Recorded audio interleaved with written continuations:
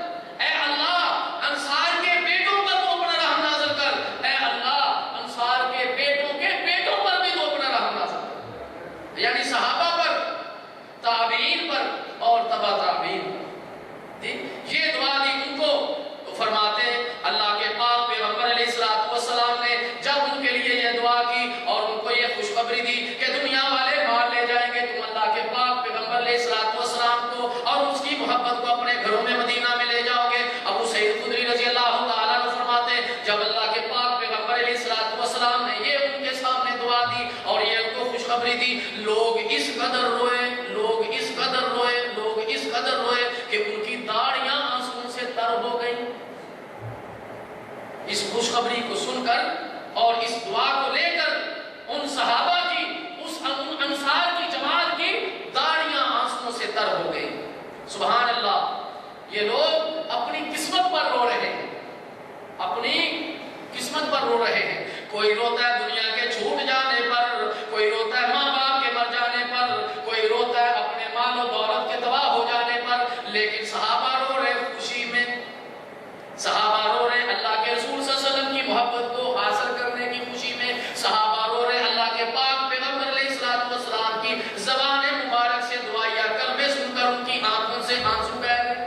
سبحان اللہ، یہ ہے وہ خوشی اور یہ ہے ان کی طلب اور تڑپ کہ دنیا کی محبت ان کے دل میں نہیں، اگر محبت ہے تو کیا ہے؟ اللہ اور اس کے رسول صلی اللہ علیہ وسلم کی محبت۔ اسی طرح سیدنا عمر فاروق رضی اللہ تعالیٰ عنہ کا ایک بڑا ہی معروف اور بڑا ہی مشہور واقعہ کہ زندہ رہے تو اللہ کے پاک پیغمبر علیہ السلام کے لیے اپنا تن، من، دھن، مال، دولت سارے کا سارا اہل قربان کر دیا، اور اگر مرنے لگے ہیں تو پھر بھی یہی تمنا ہے کہ میرا جس طرح دنیا کے اندر ساتھ محمد مصطفیٰ کے ساتھ تھا، مرنے کے بعد بھی میرا ساتھ محمد مصطفیٰ کے ساتھ ہو جائے صلی اللہ علیہ وسلم۔ ابو لولو آیا، اس نے آپ رضی اللہ تعالیٰ عنہ پر فجر کی نماز کے اندر حملہ کر دیا، جس سے آپ شدید زخمی ہو گئے۔ دوائی دارو کیا گیا لیکن کوئی بھی افاقہ نہیں، دوائی دارو کیا گیا کوئی بھی افاقہ نہیں، زخم ٹھیک ہونے کا نام نہیں لے رہا۔ جب ان کو پتہ چل گیا کہ اب میری موت کا وقت قریب ہے، کل نفس ذائقۃ الموت، جو نفس بھی ہے اس نے ایک مرتبہ موت کا ذائقہ چکھنا ہے، جو بھی دنیا میں آیا اس نے ایک دن مرنا ہے، کوئی بڑا ہو کوئی چھوٹا ہو، کوئی امیر ہو کوئی غریب ہو، کوئی وزیر ہو کوئی فقیر ہو کوئی بادشاہ ہو، جو بھی دنیا میں آیا ہے اس نے ایک دن مرنا ہے۔ تو دل کے اندر یہ آ گیا کہ زخم ٹھیک ہونے والا نہیں اور لگتا ہے کہ اب موت قریب ہے۔ اپنے بیٹے کو بلایا اور کہا کہ اے عبداللہ ادھر آؤ، جاؤ امی عائشہ صدیقہ رضی اللہ تعالی عنہا کے پاس، ان کو میرا سلام کہنا، لیکن یہ نہ کہنا کہ امیر المومنین نے بھیجا ہے، اس لیے کہ اب میں مسلمانوں کا امیر نہیں رہا، اب میں امیر نہیں رہا، تو وقت آ گیا جانا، جا کر میری طرف سے سلام کہہ دینا اور کہنا کہ عمر بن خطاب سلام عرض کرتا ہے۔ کس کو سلام؟ امہات المومنین، مسلمانوں کی ماں بی بی عائشہ صدیقہ رضی اللہ تعالیٰ عنہ کی خدمت میں عرض کر دینا کہ عمر بن خطاب سلام عرض کرتا ہے اور اپنے دل کی تمنا، اپنے دل کی خواہش آپ کے سامنے رکھنا چاہتا ہے اور عرض کرنا چاہتا ہے کہ اے اماں، دنیا میں محمد مصطفیٰ کے ساتھ تھا، میری دلی خواہش ہے کہ مرنے کے بعد بھی میں آپ کے ساتھ رہوں، مرنے کے بعد بھی میں آپ کے ساتھ رہوں۔ اور عمر کی یہ خواہش ہے کہ اپنے دونوں ساتھیوں کے ساتھ، اپنے دونوں ساتھیوں کے ساتھ، کون سے دو ساتھی؟ ایک محمد مصطفیٰ صلی اللہ علیہ وسلم اور دوسرے ساتھی سیدنا صدیق اکبر رضی اللہ تعالیٰ عنہ، جہاں وہ مدفون ہے میری دلی خواہش ہے کہ میں بھی ان کے ساتھ دفن ہو جاؤں، میں بھی ان کے ساتھ دفن ہو جاؤں، یہ میری دلی خواہش ہے۔ تو عبداللہ بن عمر رضی اللہ تعالیٰ عنہ فرماتے کہ میں گیا، جا کر دروازہ کھٹکھٹایا، اندر آنے کی اجازت چاہی، تو میں کیا دیکھتا ہوں، امہات المومنین، مسلمانوں کی اماں بیٹھی رو رہی ہیں، مسلمانوں کی اماں بیٹھی رو رہی ہیں، آنسو بہا رہی ہیں۔ میں نے عرض کی کہ اے ام المومنین، اے اماں جان، عمر بن خطاب رضی اللہ تعالیٰ عنہ آپ کو سلام عرض کرتے ہیں اور ان کی دلی خواہش یہ ہے، اور خواہش کو ان کے سامنے میں نے رکھا۔ بی بی فرماتی ہیں یہ تو جگہ میں نے اپنے لیے رکھی تھی، یہ جگہ میں نے اپنے لیے رکھی تھی، اس لیے کہ یہاں پر میرے حجرے میں ایک میرا سرتاج ہے تو دوسرا میرا باپ ہے، ایک میرا سرتاج ہے میرے محمد ہے صلی اللہ علیہ وسلم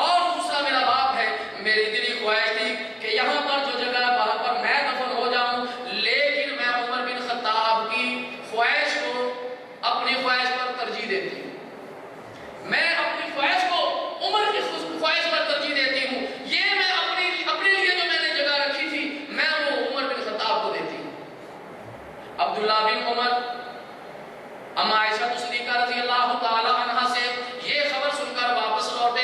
صحابہ نے عرض کی لو جی عبداللہ آ گیا، عبداللہ آ گیا. عمر بن خطاب رضی اللہ تعالی عنہ نے اپنے ساتھیوں سے کہا مجھے اٹھاؤ، مجھے اٹھاؤ. صحابی کہتے ہیں کہ میں نے اپنی طرف سہارا دے کر عمر بن خطاب رضی اللہ تعالی عنہ کو سیدھا کیا.